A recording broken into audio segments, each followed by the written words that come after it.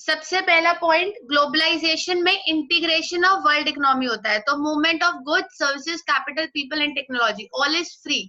आपके रिफॉर्म्स में एक तो इंडिया बेटा जी आउटसोर्सिंग अलाउ करेगा अपने कंट्री में, जिसमें कोई भी बाहर के देश को छोटा मोटा काम देना हो तो वो इंडिया को दे सकते हैं। इंडिया आउटसोर्सिंग का बेस्ट डेस्टिनेशन है, क्योंकि यहाँ पे अनएम्प्लॉयमेंट बहुत ज्यादा है और वेज रेट बहुत स्लो है, वेज रेट बहुत लो है। 100% एफडीआई अलाउ करी गई। और तीसरा काम जो किया गया दैट इज डब्ल्यूटीओ का मेंबर, ये आप पूछ रहे थे, ये रिकैप करते हैं।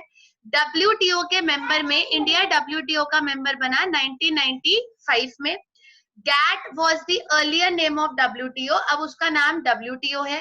अगर आप इंटरनेशनल ट्रेड करना चाहते हो, आप ये समझो कि कोई भी कंट्री अगर ग्लोबलाइजेशन करना चाहता है तो उसको डब्ल्यूटीओ का मेंबर बनना ही पड़ेगा। बिना डब्ल्यूटीओ के मेंबर बने वो ग्लोबलाइजेशन नहीं कर सकता, क्योंकि ग्लोबलाइजेशन में डब्ल्यूटीओ ही इंटरनेशनल ट्रेड को रेगुलेट करता है, उससे रिलेटेड रूल्स एंड रेगुलेशंस बनाता है, इंटरनेशनल ट्रेड को इनकरेज करता है, कंट्रीज के बीच में कॉन्फ्लिक्ट्स को सॉल्व करता है, बायलेटरल और मल्टीलेटरल दोनों तरीके के ट्रेड को इनकरेज करता है। क्या पढ़ा था आपने Manav? What is the difference between bilateral and multilateral?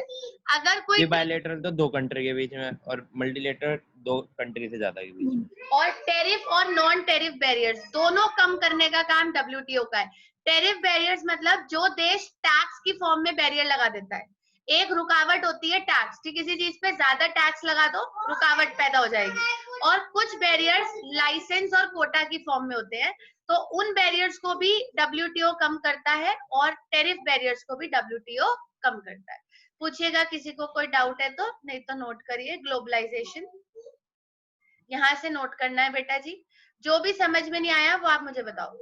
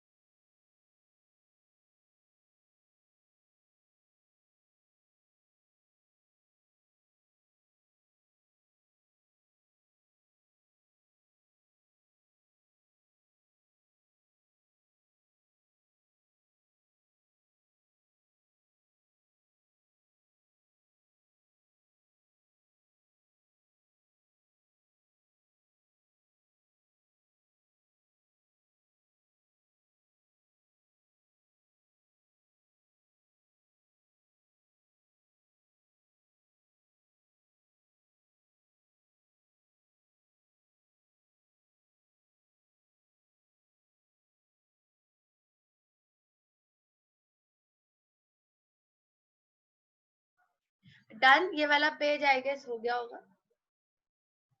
ना जी कर रहे हैं, एक मिनट एक मिनट। दीदी एक बार वो नॉन नॉन कोर बताइए, मैं भूल गया थोड़ा। क्या चीज? नॉन कोर एक्टिविटीज कौन सी होती थी? Non core third activities part. जो ज्यादा इंपॉर्टेंट नहीं होती, मतलब कि छोटे मोटे काम, मेन काम नहीं, छोटे मोटे काम। बाकी सब ठीक लोग भी डाउट्स पूछ लीजिए जिसको भी है। प्राइवेटाइजेशन में, ग्लोबलाइजेशन में, लिबरलाइजेशन भी हो गया, क्राइसिस क्यों है वो भी हो गया, तो चैप्टर ऑलमोस्ट एंड हो चुका है। आपको जो पूछना है पूछ सकते हो, नहीं तो बस नोट कर लीजिए।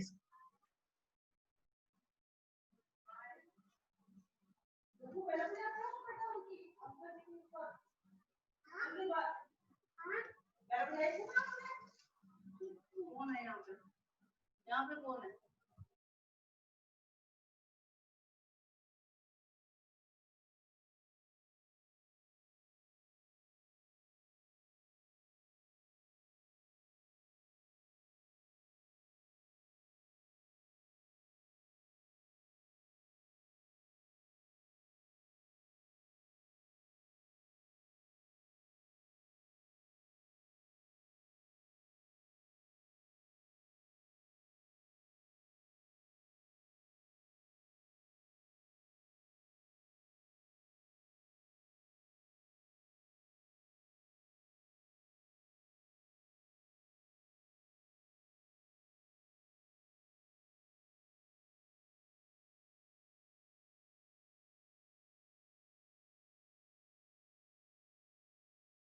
दीदी नेक्स्ट।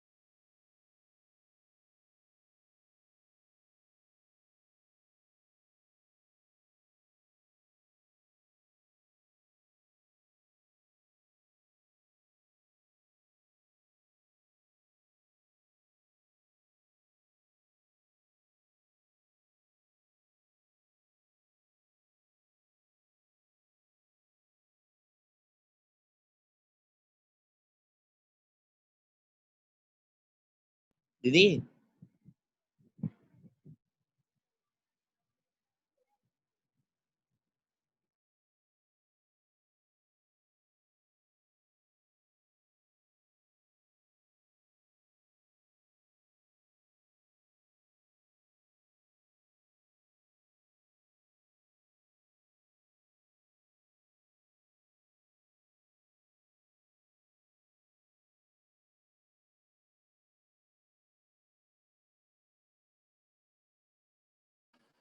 भाई तूने फिर व्हाइट बोर्ड पे बदतमीजी करनी शुरू कर दी। उतर गया क्या तेरा? मैंने नहीं करी बहन कुछ भी। तुझे नहीं कह रही, तुझे नहीं कह रही।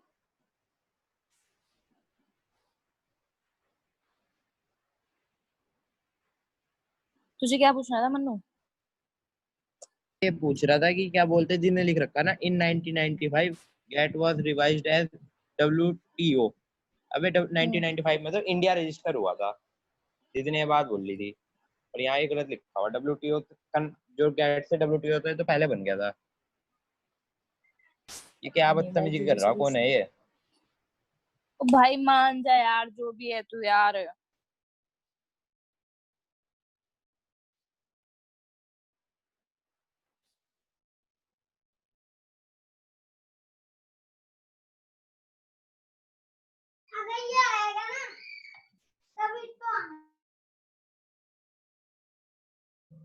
इंडिया इसका मेंबर बना, गैट बना 1995 में, और इंडिया भी इसका मेंबर बना 1 जनवरी 1995 में। लिखना चाहो तो वहां पे लिख सकते हो। आप जो बता रहे थे ना मानव, वो बिल्कुल सही है। उस दिन गैट बना। आप ये सर्च करो अच्छा कि दीदी, WTO कब बना। ओके जी। गैट बना 1948 में, गैट से WTO बना 1995 में, और इंडिया भी इसका मेंबर बना 1 जनवरी 1995 में। 1995 में, ठीक है जी। ठीक है जी। अब हमारे जो भी टॉपिक्स हैं इसको एक बार ध्यान से देख लीजिए, लिख लेना यहाँ पे। इंडिया इसका मेंबर बना है 1 जनवरी 1995, और गैट से WTO भी कब बना है?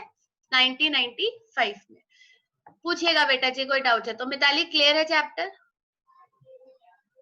हाँ जी दी। चलो एक फटाफट से आंसर देगा। आप सब कनेक्टेड हो, 5 मिनट लगेंगे मुश्किल से। फटाफट से बोलिएगा। 1991 में जो पॉलिसी बनी उस पॉलिसी का नाम क्या है? Be quick.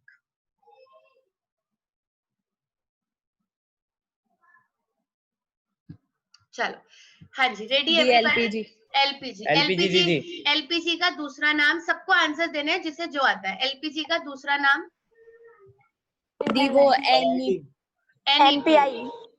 एनईपी। और तीसरा नाम? हाँ, तीसरा नाम? NIP. NIP, very good. NIP में तीन चीजें आई हैं, liberalisation, privatisation, globalisation. What is liberalisation? The government ने अननेसेसरी ट्रेड बैरियर्स रिमूव कर दिए थे। कितने सेक्टर में से? जिसे आता है आंसर सबसे पहले बोल दीजिएगा। 5। कितने सेक्टर में से? 5। सबसे पहला सेक्टर इंडस्ट्री। इंडस्ट्री। दूसरा टैक्स। तीसरा फाइनेंशियल। चौथा फॉरेन एक्सचेंज। और last trade and investment. Industrial sector में 3 रिफॉर्म्स आए। सबसे पहला रिफॉर्म, बस शॉर्ट में ही बोलना है, डी लाइसेंसिंग। दूसरा रिफॉर्म वो एसएसआई वाला। वो तीसरा था। दूसरा क्या था? Public sector undertaking. Public to private. और तीसरा था एसएसआई के गुड्स को क्या कर दिया था? D reserve. टैक्स सेक्टर में 2 रिफॉर्म आए। पहला रिफॉर्म, जल्दी जल्दी। जो डायरेक्ट और इनडायरेक्ट टैक्स था, डायरेक्ट और इनडायरेक्ट टैक्स का बोलो। डायरेक्ट और इनडायरेक्ट टैक्स का रेट्स क्या कर दिए थे? कम। और प्रोसीजर क्या कर दिया था? इजी। फाइनेंशियल सेक्टर में आरबीआई डैश से डैश बन गया था। हाँ जी, आंसर। रेगुलेटर से फैसिलिटेटर बन गया था। और बैंक अपने डिसीजंस खुद लेगा। और बैंक में 2 चीजें अलाउ हो जाएंगी, एक तो प्राइवेट बैंक्स और दूसरा फॉरेन बैंक्स। दोनों चीजें अलाउड हो जाएंगी, प्राइवेट बैंक्स भी और फॉरेन बैंक्स भी अलाउड हो जाएंगे। चौथा सेक्टर था foreign exchange sector. Foreign exchange sector का पहला रिफॉर्म एक तो उसे फिक्स से वो कर दिया था, फ्लेक्सिबल एक्सचेंज रेट को। और अपने रुपये को खुद क्या किया था गवर्नमेंट ने? डिवैल्यू। ट्रेड एंड इन्वेस्टमेंट में बैरियर्स हटा दिए थे, लाइसेंसेस हटा दिए थे, टैक्सेस कम कर दिए थे और टेक्नोलॉजी मॉडर्न आ गई थी। चलो मानव, प्राइवेटाइजेशन में कितनी कैटेगरी में हुआ? 3 कैटेगरी में। जो यूनिट्स बिक गई उन्हें क्या बोलते हैं? इन्वेस्टमेंट। जो यूनिट्स बिक गई उन्हें क्या बोलते हैं? डिसइन्वेस्टमेंट। जो यूनिट्स गवर्नमेंट ने 100% होल्ड करी उन्हें क्या बोलते हैं? PSU। जो